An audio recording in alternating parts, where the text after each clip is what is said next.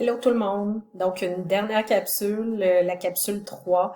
Je sais, c'est un petit peu long, la capsule, mais c'est pour essayer de vous donner le plus de détails possible. Si on avait présenté ce travail-là en classe, je suis pas mal sûre que ça prendrait au moins une trentaine de minutes. Alors, j'étais rendue à effectuer la surveillance clinique de la personne durant le transport. Je vous avais parlé, en tout cas, oui, des complications, les éléments de surveillance, etc. Alors, il me restait la conclusion. Je vous en ai parlé un petit peu tout à l'heure. On va revenir quand même. Donc, indiquer une particularité. Donc, autant dans le travail A55 que A56, vous devez indiquer une particularité de votre intervention que vous allez retenir. Un apprentissage fait durant cet appel et de quelle façon vous pouvez transposer cet apprentissage dans votre futur. Alors, n'oubliez pas, si vous faites un travail Word ou un travail de présentation PowerPoint, qui est narré, bien sûr. Hein? Narré, ça veut dire que vous avez mis un audio, un peu comme je suis en train de faire présentement.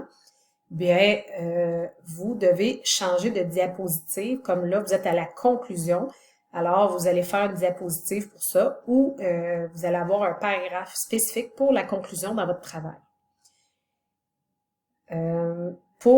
Alors, je répète, pour le TIC A55 seulement, donc pour les stages, indiquez votre niveau de stress concernant cette intervention. Est-ce que vous aviez un niveau de stress faible, modéré, élevé, très élevé? En tant que futur paramédic, écrivez une façon éventuelle qui pourrait vous aider à diminuer la charge émotive et ou le stress concernant les journées de travail. Donc, si vous aviez à vivre ça là, au quotidien, comme ça va être le cas dans 1 an, 2 ans, peu importe, comme paramédic, quelle serait votre façon de diminuer votre charge émotive par la suite? Donc, on aimerait que vous nous donniez un exemple concret qui pourrait vous aider, vous. Donc, le but, c'est pas de dire n'importe quoi, c'est de trouver quelque chose qui vous va être important. Alors, est-ce que le nombre de pages du travail a de l'importance? Pas du tout. L'important, c'est que vous détaillez votre travail puis vos réponses selon la situation clinique que vous allez avoir. Alors, si c'est, je répète, c'est en 55, ça va être une situation que vous allez avoir eu dans vos stages. Et dans le 56, ce sera des cas d'immersion clinique, autant en équipe qu'individuelle. Quand on parle de justifier, ça veut toujours dire d'expliquer les choix. Pourquoi vous avez fait ça? Alors, en relisant votre travail, regardez toujours les éléments de « je viens de dire ça, pourquoi je l'ai dit? » Si vous voyez que vous avez bien répondu à ça, vous pouvez passer à l'étape suivante.